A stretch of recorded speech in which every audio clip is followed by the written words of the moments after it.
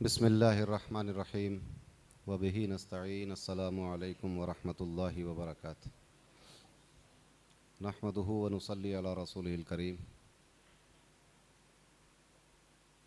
अल्लाहुम्मा सल्ली व सल्लिम व ज़िद व बारिक अलैहि व अला आलिहि व अस्हाबिहि व वारिस आलिहि व अला मन लदैहि सलातन व सलामन अलैका या रसूलल्लाह सल्लल्लाहु तआला अलैहि वसल्लम। सलाम आप पर, आपकी आल पर, सलाम आपके वारिसे हाल पर। अल्लाहुम्मा सल्ली व सल्लिम व ज़िद व बारिक अलैहि व अला आलिहि व अस्हाबिहि व वारिस आलिहि व अला मन लदैहि सलातन व सलामन अलैका या रसूलल्लाह सल्लल्लाहु तआला अलैहि वसल्लम। अल्लाह तबारक व तआला का फ़ज़्ल व एहसान कि उसने हमें और आपको हुज़ूर क़ादरी दूल्हा के उर्स मुबारक की इस मुक़द्दस महफ़िल में हाज़िर होने की तौफ़ीक़ अता फ़रमाई। हुज़ूर क़ादरी दूल्हा का ये 64वां उर्स मुबारक है। हमारे पीर व मुर्शिद हुज़ूर ताजदार अहले सुन्नत महबूब गौस आज़म हज़रत अक़दस शेख अब्दुल हमीद मोहम्मद सालिम क़ादरी नव्वरल्लाहु मरक़दहु रज़ियल्लाहु तआला अन्हु ने 63 साल तक इस उर्स को मनाया। ये किसी भी जानशीन के लिए फ़ज़्ल इलाही है कि वो अपने पीर व मुर्शिद की मसनद पर 63 साल मुतमक्किन रहा।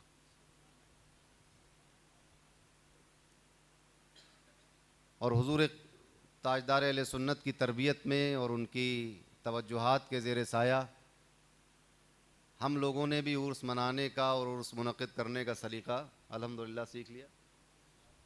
ये रौनक, ये पाकीज़गी, ये तक़द्दुस जो इस उर्स को हासिल है, ये सब हुज़ूर ताजदार अहले सुन्नत की नज़र और उनकी तवज्जुहात और उनकी तरबियत और उनकी तालीम का नतीजा है। वरना जैसे जैसे बुज़ुर्ग बड़ा होता जाता है उर्स भी बेकाबू होते चले जाते हैं। मगर अल्हम्दुलिल्लाह इस आस्ताने पर शम्स मारेरा का पहरा लगा हुआ है। तो कोई भी बात और कोई भी प्रोग्राम खिलाफ शरा अल्हम्दुलिल्लाह यहाँ नहीं होता है। हर चीज़ तरीक़त और शरीयत के दायरे में और कैफ़ और सुरूर के उसमें होता है। तो अल्हम्दुलिल्लाह आज हुज़ूर क़ादरी दूल्हा के उर्स में हाज़िर हैं।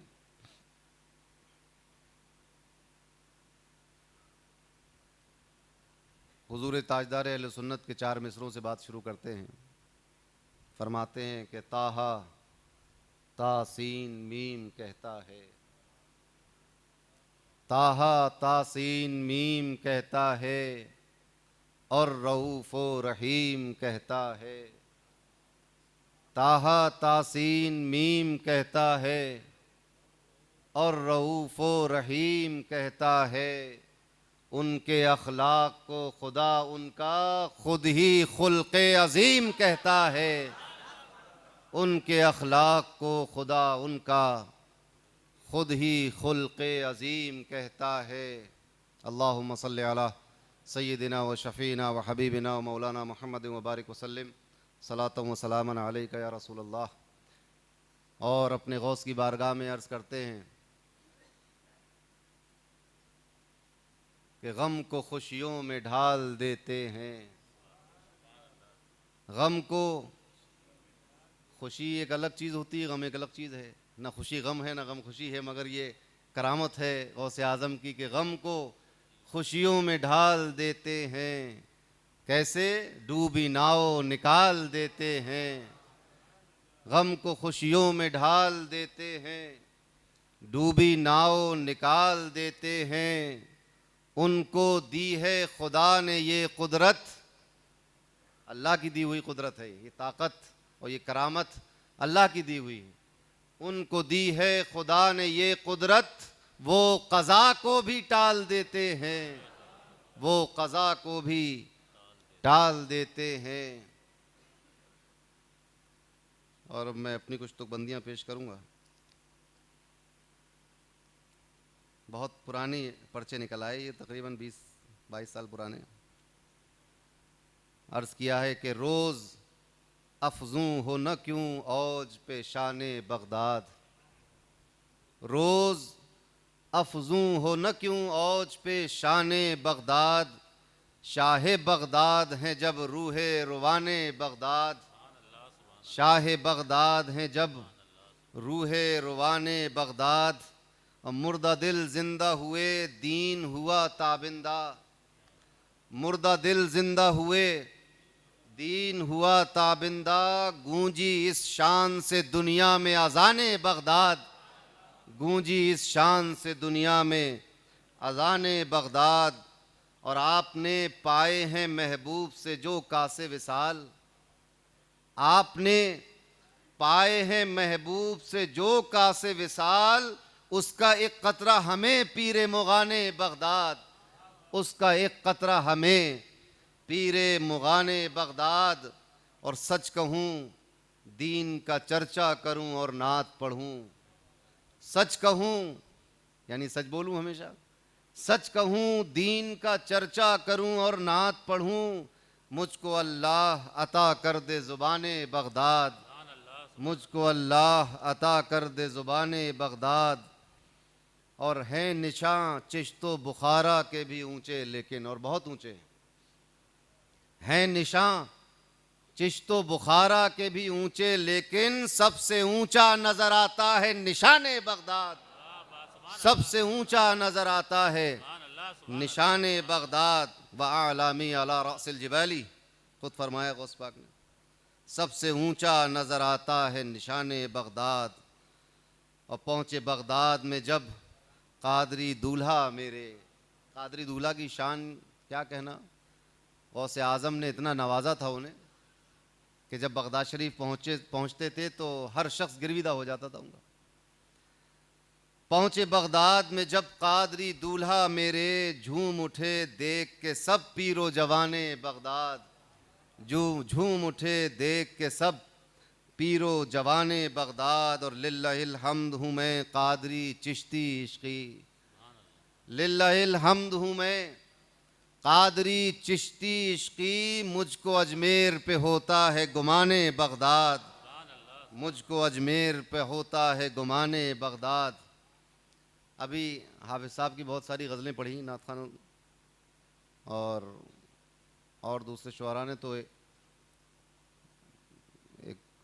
जब 8 शव्वाल को उर्स होता था 5 दिन का, तो 8 शव्वाल की रात में एक तरही मनक़बत की नशिस्त हुआ करती थी।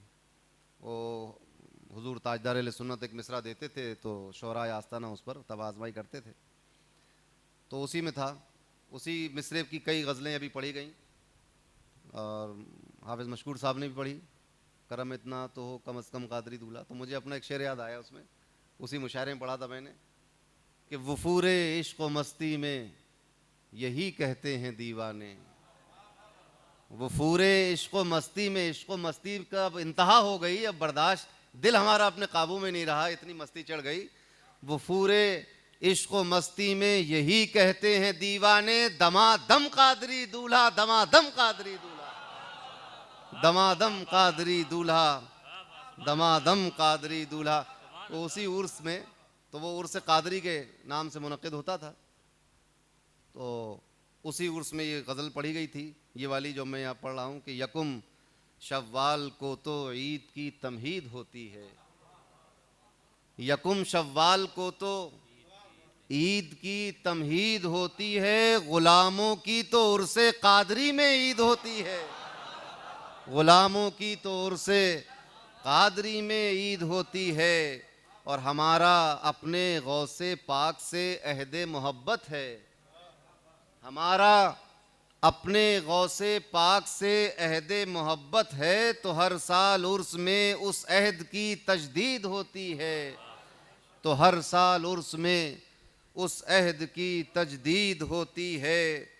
और ये एक अक़ीदे का शेर आ गया कि नहीं इश्क़ नबी तो दावे तौहीद बेमाना, नहीं इश्क़ नबी तो दावे तौहीद बेमाना, मुकम्मल तो नबी के इश्क़ से तौहीद होती है, मुकम्मल तो नबी के इश्क से तौहीद होती है।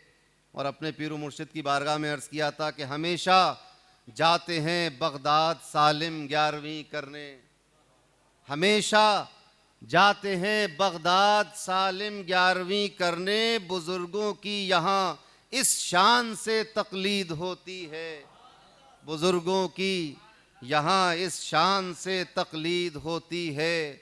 मक्ते में अर्ज़ किया था कि करम हो इश्क़ ये मिदहत सरा पर जल्द तर बावा, करम हो इश्क़ ये मिदहत सरा पर जल्द तर बावा, कि उस पर हर तरफ से नात की ताकीद होती है, कि उस पर हर तरफ से नात की ताकीद होती है। अल्लाहुम्मा सल्लि अला सय्यदिना व शफ़ीना व हबीबिना व मौलाना मुहम्मद व बारिक वसल्लम सलातन व सलामन अलैका या रसूलल्लाह सल्लल्लाहु तआला अलैहि वसल्लम। हुज़ूर क़ादरी दूल्हा रज़ियल्लाहु तआला अन्हु की शान और उनका मकाम और उनका मर्तबा हम क्या बयान करेंगे और क्या बयान करने की हमारी हैसियत है। हुज़ूर गौसे आज़म ने हमारे क़ादरी दूल्हा को जितना नवाज़ा अता फ़रमाया और जिस तरह नवाज़ा, उसकी मिसाल इस दुनिया में नहीं मिलती। और यही गौसे आज़म की नज़र करम देखते हुए गौसे आज़म के सज्जादा नशीन हज़रत सैयदना पीर सैयद इब्राहीम गीलानी रज़ियल्लाहु ताला अन्हु ने हुज़ूर क़ादरी दूल्हा से फ़रमाया,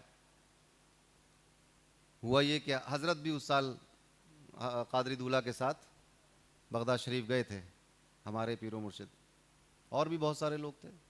पीर इब्राहीम साहब जो वहाँ उस वक्त नकीबुल अशराफ और सज्जादा नशीन थे, उनकी कुछ तबीयत नासाज थी, तो क़ादरी दूल्हा उनसे मिलने उनके घर गए। तो हज़रत पीर इब्राहीम गिलानी साहब ने फरमाया कि मौलवी, तुम अपने गौस पाक से मेरे लिए कुछ अर्ज़ कर दो, तबीयत सही हो मेरी। तो हुज़ूर क़ादरी दूल्हा ने अर्ज़ किया कि हुज़ूर, आप तो उनके शहज़ादे हैं, उनके सज्जादे पर आप मुतमक्किन हैं, उनके जानशीन हैं, आप हमारे लिए अर्ज़ कीजिए, हम आपके लिए क्या अर्ज़ करेंगे। तो पीर इब्राहीम साहब थोड़ा सा लेटे हुए थे, उठ के बैठे और कहा कि मौलवी, तुम चाहो जितना छुपा लो, तुम जितना चाहो इस बात को छुपा लो, मगर मैं जानता हूं कि मेरे जद्दे आला की जो नज़र तुम्हारे ऊपर है इस वक्त दुनिया में किसी पर नहीं। तो ये मकाम व मर्तबा हुज़ूर क़ादरी दूल्हा का था। ये तो बहुत मशहूर हो गया कि गौस पाक ने आपको अपना गिलाफ भेजा, और है भी बात बहुत बड़ी, मगर ये क़ादरी दूल्हा के विसाल के बाद की बात है, 1962 की बात है। ये 1960 में आपका विसाल हुआ, 62 में जब हुज़ूर ताजदार अहले सुन्नत बगदाद शरीफ पहुँचे, तो यही पीर इब्राहीम साहब नकीबुल अशराफ सज्जादा नशीन ने हुज़ूर ताजदार अहले सुन्नत को अपने घर बुलाया, सुबह से शाम तक घर पे रहे, खिलाते पिलाते रहे, खिलाफत अता की, अपना खरका पहनाया और फरमाया कि मुझे रात मेरे जद्दे आला ने, गौस पाक ने मुझे हुक्म दिया है कि मेरे मज़ार का गिलाफ उतार के सालिम को दे दो और इनसे कहो कि ये हमारे मौलवी के मज़ार पे चढ़ा दे। मगर इससे पहले जब हुज़ूर क़ादरी दूल्हा मसनद नशी थे, जलवा अफरोज़ थे, और क़ादरी दूल्हा का मामूल ये था कि हर साल 11वीं शरीफ बगदाद शरीफ में किया करते थे। तो एक साल तबीयत ख़राब होने की बुनियाद पर 11वीं शरीफ में हाज़िर नहीं हो पाए, यानी रबीउस्सानी में नहीं जा सके। रबीउस्सानी, जमादुल अव्वल, जमादुल आखिर, रजब, शाबान, वहाँ पर 4 महीने गुजरे। तो हज़रत पीर सैयद ताहिर अलाउद्दीन गिलानी, जो हज़रत नकीबुल अशराफ सैयद पीर अहमद ज़फ़र गिलानी के छोटे भाई, सैयद पीर अहमद ज़फ़र गिलानी जो बदायूं तशरीफ़ लाए सत्साला में, इनके छोटे भाई हज़रत सैयदना सैयद ताहिर अलाउद्दीन गिलानी नौजवान थे। इन्हें गौसे आज़म ने बशारत दी ख्वाब में तशरीफ़ लाकर के ताहिर, तुम बदायूं हमारे मौलवी की अयादत के लिए चले जाओ। इस साल वो बगदाद शरीफ हाज़िर नहीं हुए, तुम उनकी आयादत कर आओ, मिजाज पूछ के आओ, बधाइयों जाओ और खैरियत पूछो उनकी। वो कभी इराक से बाहर नहीं निकले थे पीर ताहिर साहब, पहली बार इराक से बाहर निकलेंगे। तो कलकत्ता के कुछ लोग गए हुए थे वहाँ, तो उनसे उन्होंने कहा कि मुझे हिंदुस्तान जाना है, बदायूं जाना है। तो उनका बदायूं तो हमें नहीं पता, मगर कलकत्ता चलिए हमारे साथ, वहाँ से हम आपको बदायूं ट्रेन में बैठा देंगे तो आप बदायूं पहुँच जाएंगे। तो उनके साथ कलकत्ता आए। वहाँ से कलकत्ता से तार आया कि मैं कलकत्ता आ गया हूँ और फलां ट्रेन से बरेली पहुँचने वाला हूँ। तो कादरी दूल्हा ने यहाँ से मदरसे से, अब तैयारी का मौका नहीं मिला, बिल्कुल अगले दिन तशरीफ़ ला रहे, तो बरेली भेजा। मदरसा कादरिया की पूरी टीम वफ्त बरेली पहुंचा, वहाँ स्टेशन से रिसीव किया, रात को बरेली में क़याम रहा उनका, एक कादरी दूल्हा के एक मुरीद के घर पे, और वहाँ से फिर बदायूं ट्रेन से तशरीफ़ लाए और फिर खानकाह में रुके। और ये अब रमज़ान का महीना था, यानी 6 महीने नहीं गुजर पाए थे। रबीउस सानी गुजरी और कादरी दूल्हा नहीं गए, तो रबीउस सानी के बाद जमादुल अव्वल, जमादुल आखिर, रजब, शाबान, 5वां महीना रमज़ान था। इस हाज़री के मुद्दत को आगे बढ़े हुए, यानी जो जाना था कादरी दूल्हा को रबीउस सानी में तो नहीं जा पाए, गैर हाज़री हो गई। और इधर दिल में मलाल भी रहा कि हाजिर नहीं हो सके, मगर उधर तो नवाज़िशात की तो कोई इंतहा नहीं थी। और गौस पाक को तो वैसे ही सब कुछ मालूम था कि क्या हालात हैं, मगर अपनी मोहब्बत का राज खोलने के लिए और दुनिया को ये बताने के लिए कि बदायूं में खानकाहे कादरिया में खुर्रे पलंग पर खादी पहने हुए जो शख्स बैठा है, ये कोई मामूली आदमी नहीं है, ये मेरा ऐसा महबूब है कि अगर बदायूं में तबीयत खराब हो तो अपने शहजादे को बगदाद से इसके पास इयादत के लिए भेजता हूं, ये बताने के लिए दुनिया को कि इसको हल्के में न लेना। लोग अपने मोहल्ले और पड़ोस में इयादत को नहीं जाते। गौसे आजम ने बगदाद से बदायूं इयादत के लिए अपने शहजादे को भेजा। अब रमज़ान शरीफ में बदायूं आ गए, पूरे रमज़ान बदायूं में रहे, अलविदा जामा मस्जिद में पढ़ी, ईद की नमाज बदायूं में पढ़ी, और ईद के बाद फिर यहाँ से तशरीफ़ वापस ले गए। तो ये कादरी दूल्हा का मकाम था। कादरी दूल्हा के इल्मी रूहानी मकामात पर तो हुजूर ताजदार अहले सुन्नत गुफ्तगू करते थे और हम लोगों को बताते थे, उन्हीं से सुनकर और उनकी सोबत में बैठकर जो कुछ सीखा सुना, वरना हम क्या और हमारी ज़बान और हमारा हौसला क्या। कादरी दूल्हा का मामला सबसे जुदा इसलिए भी था कि जब आप के वालिद ताजुल फहूल जब इस दुनिया से रुखसत का वक्त आया, विसाल का वक्त आया, तो कादरी दूल्हा की उम्र बहुत कम थी, 7-8 साल के थे, और सरकार साहिबुल इक़्तिदार बड़े थे। तो कादरी दूल्हा को अपने पलंग के पास बुलाया ताजुल फहूल ने और कहा, बेटा, मतलब जो भी एक नसीहत की जाती है, और फरमाया कि परेशान मत हो, तुम्हें गौसे आज़म की विलायत में सौंप दिया।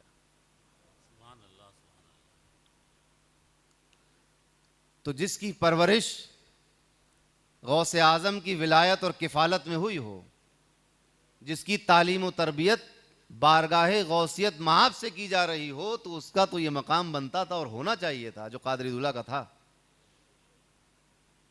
यही वजह थी कि बड़े बड़े बादशाहों का आपके ऊपर कोई रोब दबदबा नहीं था। ये शेरों में ये बात कही जाती है कि सुल्तान ज़माना आपके सामने सर झुकाते हैं और शहनशाह ज़माना आपसे, मगर ये शेरों से निकलकर अगर हकीकत में इस ज़मीन पर देखा गया तो ये शान कादरी दूल्हा की थी। वो बादशाह रियासत हैदराबाद का हो, या बादशाह सऊदी अरब का हो, इब्ने सऊद हो, या इराक़ का हो, कोई भी हो, आपके सामने किसी का रोब दबदबा नहीं था, बल्कि आपका रोब हर किसी पर तारी रहता था।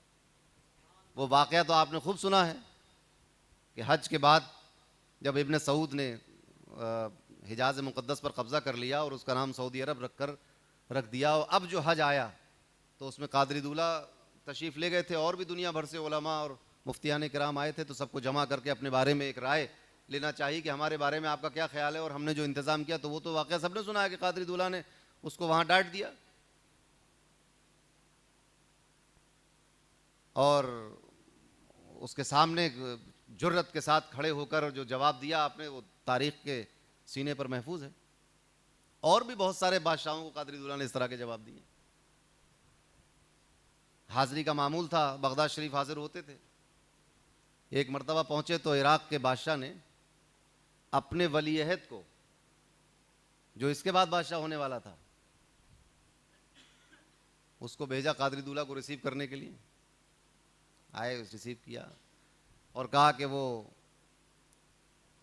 बादशाह सलामत ने ये फरमाया है कि आप हमारे मेहमान रहें। आपको जलाल आ गया, आपने कहा अरे तुम्हारी औकात है कि तुम हमें मेहमान बनाओ? हम बाजुल अशब के मेहमान हैं, किसी चिड़िया के घोंसले में रह नहीं सकते। हम तो बाजे अशब के मेहमान हैं, हम किसी चिड़िया के घोंसले में कैसे रहेंगे? ये कहकर उसको वापस कर दिया। तो यह आपकी शान थी। हुजूर ताजदार अहले सुन्नत फरमाते हैं कि जब कादरी दूल्हा बगदाद पहुंचते थे तो हर छोटा बड़ा फ़कीर, मांगने वाले, खुद्दाम, पीरजादगान, शहजादगान, ख़ानदान वाले, बच्चे बूढ़े, सब उनके गिरविदा हो जाते थे। ये हमने ताजदार अहले सुन्नत की ज़बानी सुना और अपनी आंखों से हुजूर ताजदार अहले सुन्नत के साथ बगदाद में ऐसा ही उनके लिए भी देख लिया कि जब ताजदार अहले सुन्नत बगदाद पहुंचते थे तो हर पीर व जवान, ख़ानदान का हो कि गैर ख़ानदान का हो, खादिम हो कि सामान बेचने वाले हों, अंगूठी बेचने वाले हों, तस्बीह बेचने वाले हों, सफाई करने वाले हों, लंगर खाने के लोग हों या दीवान खाने के मुलाजिमीन हों, या आपके ख़ानदान के मर्द हों, कि यहाँ तक कि आपके ख़ानदान की औरतें तक ताजदार अहले सुन्नत को जानती थी और शेख सालिम सब कहा करते थे। एक मरतबा मुझसे, मैं जिस साल पहली बार हाजिर हुआ तो अभी जो हिंदुस्तान तशरीफ़ लाते हैं बगदाद शरीफ से पीर सैयद हाशिम गिलानी मद्दज़िल्लाहुल आली, ये मौजूद थे। सैयद खालिद गिलानी भी मौजूद थे, पीर अब्दुर्रहमान साहब भी मौजूद थे। तो ये कहा, हज़रत ने पूछा कि आज सब लोग मौजूद है, क्या बात है? तो उन्होंने कहा कि आज हमारे घर में एक रिश्ता तय हो रहा है, शादी का रिश्ता तय हो रहा है, तो दरगाह में लाकर तय करते थे। तो पूरा ख़ानदान आया हुआ था। तो पीर सैयद हाशिम गिलानी ने हज़रत से कहा कि हमारी फूफी आई हुई हैं, वो सलाम कह रही हैं आपको, कि शेख सालिम आए हुए हैं, उनको मेरा सलाम कह देना। तो ये तो हमने अपनी नज़रों से देखा उस ख़ानदान में, और कादरी दूल्हा का मकाम क्या रहा होगा। बहरहाल, और वो सारे वस्फ़ जो किताबों में हमने कादरी दूल्हा के लिए या के पढ़े, वो सारे औसाफ हमने अपने पीर व मुर्शिद में, हुजूर ताजदार अहले सुन्नत में अपनी आंखों से देख भी लिए। ये कोई ऐसा किस्सा कहानी भी नहीं है कि किसी इंसान में ये हो नहीं सकता। तो आज हम इतनी बड़ी हस्ती और इतने बड़े वली और इतने अजीम आलिम दीन के उर्स की महफिल में हाजिर हैं।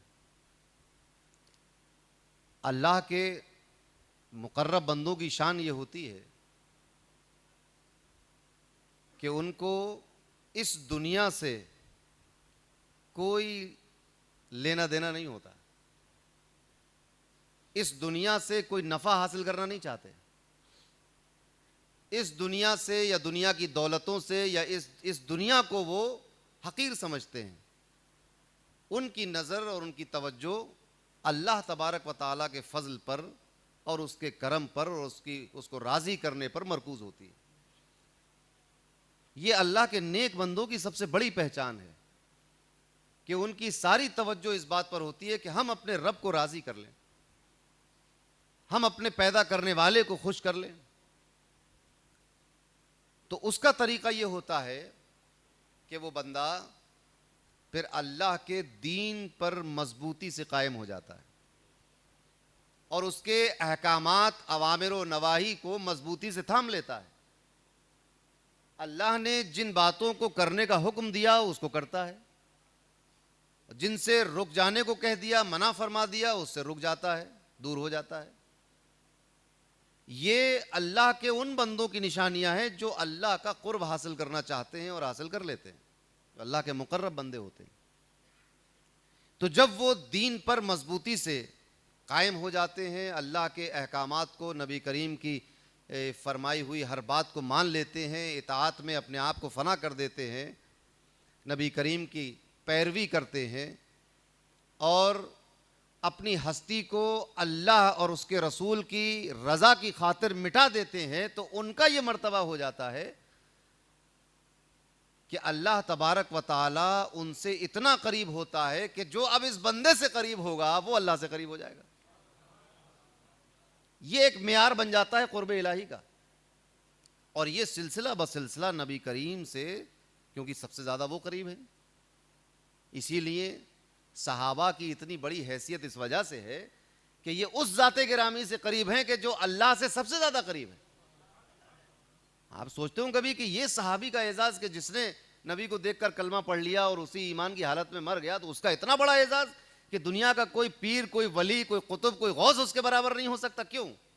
इस वजह से कि वो उस ज़ाते गिरामी का हाथ थामे हुए हैं डायरेक्ट, कि जिस ज़ाते गिरामी का अल्लाह से बेहद कुर्ब है और उससे ज़्यादा करीब कोई नहीं। तो ये सिलसिला चला आ रहा है सहाबा ताबईन से होता हुआ। तो जो अब इन बंदों के करीब होता है उसको भी अल्लाह का कुर्ब अता किया जाता है, अल्लाह ताला उसको भी अपनी मोहब्बत देता है, उसको भी हिदायत देता है, उसको भी नेक अमाल की तौफीक देता है, तो वो भी हिदायत याफ्ता हो जाते हैं और सुधर जाते हैं। इसी तरह ये सिलसिला आगे बढ़ता रहता है।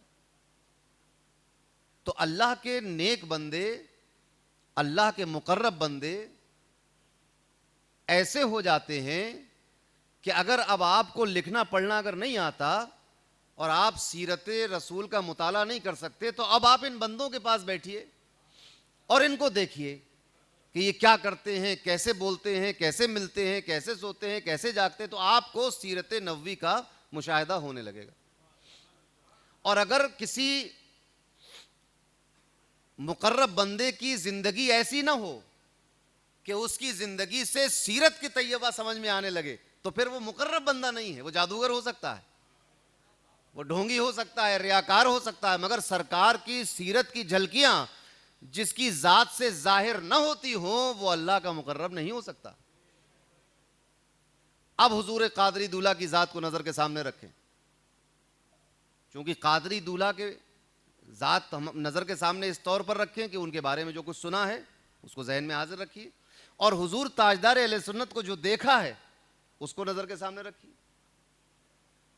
तो हर हर अदा में, हर हर लम्हा और हर काम में वो आपको ऐसा लगे कि अपने पीरो मुर्शिद के मुतियो फरमा बरदार है। और अपने पीरो मुर्शिद के मुतियो फरमा बरदार और उनके नक्शे कदम पर हैं का मतलब क्या हुआ कि पीर में जब तक सीरत की झलकियां नजर ना आने लगे, जब तक वो शेख के कामिल नहीं होगा। तो इस तरह एक सच्चा मुरीद अपने पीर के पीछे चलते हुए सीरत नबवी पर अमल करने लगता है। तो कादरी दूल्हा की वो जात कि उनके पीछे और उनके नक्शे कदम पर चलने वाला ताजदार अहले सुन्नत बन के जमाने में चमका, तो अब कादरी दूल्हा की जिंदगी और उनकी सीरत का अंदाजा लगाया जा सकता है कि उनकी सीरत पर अमल करने वाले का हाल यह है कि कभी सुन्नत उससे फौत नहीं होती। हमने नहीं देखा कि ताजदार अहले सुन्नत का कोई अमल खिलाफ शरा हो या खिलाफ सुन्नत हो या खिलाफ औला करते हो, कभी किसी ने नहीं देखा हो। मामूली से मामूली चीज पर आप गौर कर लें और बड़ी से बड़ी चीज पर गौर कर लें, खिलाफ सुन्नत हुजूर ताजदार अहले सुन्नत का एक कदम नहीं देख पाएंगे किसी भी मामले में हो। घर के अंदर भी वैसी हैं, घर के बाहर भी वैसी हैं, पूरी जिंदगी उनकी आपके सामने खुली हुई है। आपने उनको बीमारी की हालत में भी देखा। बहुत से लोग ऐसे हैं जिन्होंने हजरत का जब एक्सीडेंट हो गया था, जब हजरत का पसलियां टूट कर फेफड़े में घुस गई थी और दिल अपनी जगह से सीधे हाथ की तरफ आ गया था, वो दौर देखने वाले भी उस दौर में भी देखा। जब आस्ताने की तामीर हो रही थी उस दौर में भी देखा। 7 साला मुनक़िद हुआ उस दौर में भी देखा। शेख साहब जब मिस्र पढ़ने चले गए उस दौर में भी देखा। जब वहां से पढ़कर लौट कर आए तो वो दौर भी आपने देखा। गरज ये कि अपने पीरो मुर्शिद की पूरी जिंदगी आपके सामने है। बताइए कि कोई एक कदम भी खिलाफ सुन्नत देखा? नहीं देखा। तो जब मुरीद का और जानशीन का यह आलम है, तो उसके पीर और उसके रहनुमा हुजूर कादरी दूल्हा की सीरत का क्या आलम होगा। मैं तो ये सोचकर हैरान रहता हूं कि कोई हमें देखे तो क्या तासुर लेकर जाएगा कि इनके ये मुरीद ऐसे, तो पीर कैसे होंगे, ऐसी होंगे पीर इनके भी। हमारी तो हरकतें ऐसी हैं कि हम अपने पीर का तारुफ गलत करा देते हैं। मगर ये ताजदार अहले सुन्नत की ज़िंदगी और शख्सियत थी कि उन्होंने अपने पीर का ऐसा तारुफ कराया कि अब अगर कादरी दूल्हा के बारे में किसी ने ना सुना हो ना पढ़ा हो, अगर ताजदार अहले सुन्नत को देखे तो अश अश कर उठे कि जब इनका ये आलम है तो इनके पीर का आलम क्या होगा, जब इनका ये आलम है तो इनके मुरब्बी और तरबियत देने वाले का क्या आलम होगा, जब इनका ये आलम है तो इनके उस्ताद का आलम क्या होगा। सुना है आपने कि कादरी दूल्हा उलमा की मजलिस में बैठते तो मुमताज़ थे, फुकरा में बैठते तो मुमताज़ थे, मालदारों में बैठ जाते तो मुमताज़ थे, शुअरा और उदबा में बैठते तो मुमताज़ थे। ये हमने पढ़ा है, मगर अपनी निगाहों से अपने पीर और मुर्शिद की ज़िंदगी में यही देख लिया। हिंदुस्तान की तो बात छोड़ दीजिए, मिस्र और काहिरा और इराक के उलमा के दरमियान बैठे हुए देखा है हमने ताजदार अहले सुन्नत को। मुफ्ती आज़म इराक के साथ बैठे हुए देखा है हुजूर ताजदार अहले सुन्नत को। शेखुल अज़हर के सामने बैठे हुए देखा है हुजूर ताजदार अहले सुन्नत को। तो हमने, और ऐसा नहीं कि खामोश बैठे हुए हैं। इराक में सद्दाम हुसैन की सदारत में जो आलमी कॉन्फ्रेंस हुई, उसमें एक ही आदमी खड़ा होकर यह बोल सका कि तुम फिलिस्तीन को आजाद कराने की बात करते हो, तुम बैतुल मुकद्दस को आजाद कराने की बात करते हो, मैं हरमैन शरीफैन को आजाद कराने की बात करता हूं। अगर यहूदियों का कब्जा बैतुल मुकद्दस पर है तो इन वहाबियों का कब्जा मदीना और मक्का में है। वहां से यहूदियों को निकाला जाए, यहां से वहाबियों को निकाला जाए। वहां भी अहले सुन्नत वल जमात की आशिकाने रसूल की हुकूमत होनी चाहिए, यहां भी आशिकाने रसूल की हुकूमत होनी चाहिए। आपने कहा कि तुम इसका रोना रोते हो कि बैतुल मुकद्दस में नमाज पढ़ाने नहीं दी जाती, मुझे इस पर रोना आता है कि मदीने और मक्के का इमाम अपनी मर्जी से खुतबा नहीं पढ़ सकता, उसको भी बादशाह वक्त की तरफ से ये ऑर्डर आते हैं कि खुतबा ये पढ़ना है तो ये खुतबा, ये भी एक गुलामी है। इस गुलामी से भी हमें आजादी चाहिए। ये कहने की जरूरत अगर किसी में थी तो वह हमारे पीर व मुर्शिद हुजूर ताजदार अहले सुन्नत की जात है।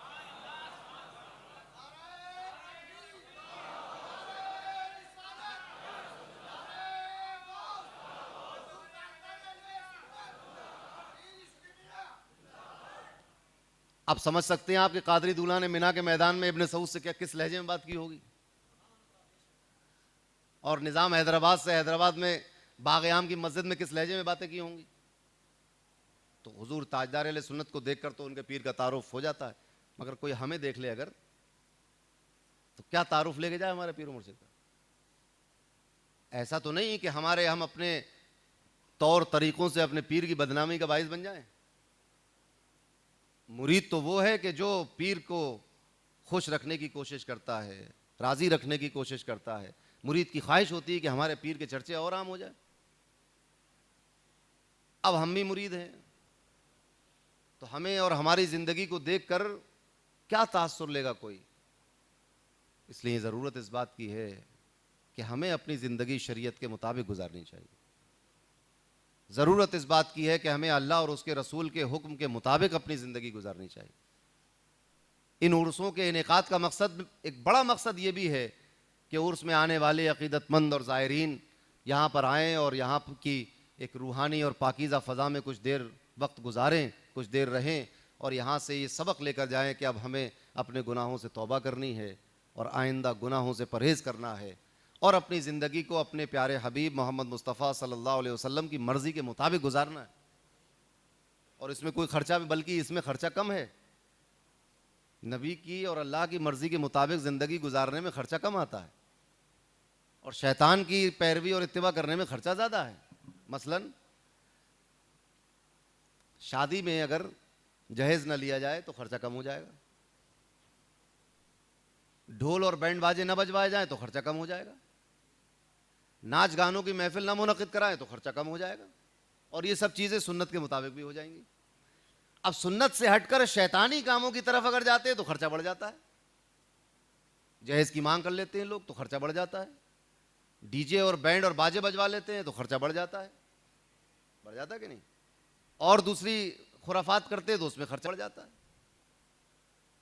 मगर सुन्नत के मुताबिक अगर आप गुजारें, बहुत से लोग हैं जो कहते हैं कि भाई हमें सुन्नत के मुताबिक निकाह करना है, तो उसका मतलब ये होता है कि मेहर में मेहर फातमी रख लिया जाता है, बहुत मामूली मेहर, तो ये समझते हैं कि अब ये शादी सुन्नत के मुताबिक हो गई। मगर ये नहीं देखते कि जहेज़ में मिट्टी के बर्तन आए थे हज़रत फ़ातिमा की, वो नहीं देख रहे हैं। तो जहेज़ फ़ातिमी होना चाहिए फिर। तो मैं तो अभी मीरा जी साहब के उर्स में मैंने ये बात कही थी कि अल्लाह माफ़ करे कि अब ये कौम उस मकाम पर आ चुकी है कि जहाँ पर शरीयत पीछे रह गई है, अपनी मर्ज़ी और तबीयत आगे निकल गई है। हम अपनी तबीयत की बुनियाद पर अपने आप की अपनी ज़िंदगी गुजार रहे हैं, शरीयत की बुनियाद पर नहीं गुजार पा रहे हैं। तो इन आरास के मुनक़िद होने का मतलब ये होता है कि एक पीराने सिलसिला की, साहिब उर्स की, पीराने पीर की तवज्जो होती है, रहमत होती है, नज़र होती है। ऐसे माहौल में शैतान और नफ्स को जुम्बिश करने की कम मोहलत मिलती है, ये दूर रहते हैं हमसे। तो ऐसे माहौल में अगर हम वादा कर लें और अहद कर लें कि आगे की ज़िंदगी पीरों के नक्शे कदम पे गुजरेगी, पीर भी कौन, ताजदार अहले सुन्नत जैसा, कादरी दूल्हा जैसा, मुक़्तदर आका जैसा, ताजुल फ़हूल जैसा, सैफुल्लाह मसलूल जैसा, शाह ऐनुल हक़ जैसा, शम्स महरेरा जैसा। तो इन पीराने सिलसिला की नक्शे कदम पर हम चलेंगे। और पीराने सिलसिला का नक्शे कदम पे चलने का मतलब यही है कि हम सीरत मुस्तफ़ा पर चल रहे हैं, क्योंकि पीर अगर सीरत मुस्तफ़ा पर न हो तो पीर खुद पीर नहीं हो, तो फासिक आदमी को तो पीर होने की इजाज़त भी नहीं है। तो अपनी ज़िंदगी को शरीयत के सांचे में ढालें, तरीक़त से उसको संवारें, अदब से उसको सजाएं, मोहब्बत से उसको परवान चढ़ाएं और अल्लाह और उसके रसूल की इताअत से अपने ईमान को मजबूत से मजबूत करते चले जाएं। यही इस उर्स का पैगाम है। और नेकियों को आम करें, बुराइयों से रोकें। और जैसा माहौल चल रहा है आजकल, अगर हम सच्चे कादरी होते तो हमें तो कोई डरने की ज़रूरत ही नहीं किसी से। मगर मसला ये है कि जब हर चीज़ में कमी आ गई है तो इधर भी कुछ ना कुछ कोताही हो गई है। वरना जब हमारा पीर ही कह रहा है कि ऐ मेरे मुरीद किसी से डरो मत, तो हमें डरने की क्या ज़रूरत है किसी से। मुरीदी ला तखफ वाशिन फ़इन्नी अज़ूमुन क़ातिलुन इंदल क़िताली। गौस पाक ने फरमाया कि मेरे मुरीद तुझे डरने की ज़रूरत नहीं है। और ये भी बता दूं आपको कि ये जो फरमाया डरने की ज़रूरत नहीं है, तो डर भी कई तरह का होता है। घर में बैठे हुए डर लग रहा है, सफ़र कर रहे हैं डर लग रहा है, इस डर की बात नहीं है। ये वो डर बताया कि जब लड़ाई हो जाए किसी से, कोई तुम्हें ज़बान चलाने लगे, बुरा भला कहने लगे, लानत मलामत करने लगे, तुम्हारे ऊपर तुमसे लड़ने मरने को आ जाए, तुम्हें कत्ल करने के लिए आ जाए, मुरीदी ला तखफ वाशिन फ़इन्नी अज़ूमुन क़ातिलुन इंदल क़िताली। अगर तुमसे कोई झगड़ा की नौबत भी आ जाएगी, तुम्हारी तरफ से मैं तलवार लेकर हाजिर हूं। अज़ूमुन क़ातिलुन इंदल क़िताली, क़िताल के वक्त तो फिर मेरा काम है। मेरे मुरीद तुझे गम करने की जरूरत नहीं है। हुजूर ताजदार अहले सुन्नत एक फारसी का शेर पढ़ा करते थे अपने मुरीदों के लिए। फरमाते थे कि तुई लैला तुरा बागम चे कारस्त। तुम तो लैला हो, तुम्हें गम से क्या लेना देना। तुई लैला तुरा बागम चे कारस्त मनम मजनू मरा गम साजगारस्त। मजनू तो मैं हूं, तो गम तो मेरे लिए साजगार है, तुम्हें गम करने की क्या जरूरत है। और उसके बाद भी हम कुछ नहीं सीख पा रहे, फिर भी हम गम में पड़े हुए अपनी हरकतों की वजह से। कहना यह था कि तुम तो शरीयत पर अमल करो, मोहब्बत का, पीर व मुर्शिद का दामन थामे रहो, मोहब्बत से दुनिया फतह हो जाएगी। तो हुजूर कादरी दूल्हा के इस उर्स की बाबरकत महफिल में हमें यह अहद करना चाहिए कि हम अल्लाह और रसूल को नाराज़ नहीं करेंगे, हम उनको राज़ी रखेंगे। ऐसे काम नहीं करेंगे जिससे इस्लाम बदनाम हो, अल्लाह नाराज़ हो, रसूलुल्लाह को अच्छा ना लगे कोई हमारा फ़ेल। ऐसे काम करेंगे जिससे हमारा रब राज़ी हो, हमारा रसूल राज़ी हो, हमारा गौस राज़ी हो, हमारा पीर राज़ी रहे। इंशाअल्लाह व आखिर दावाना अनिल हम्दुलिल्लाहि रब्बिल आलमीन। सलातो सलाम के लिए खड़े हो जाइए।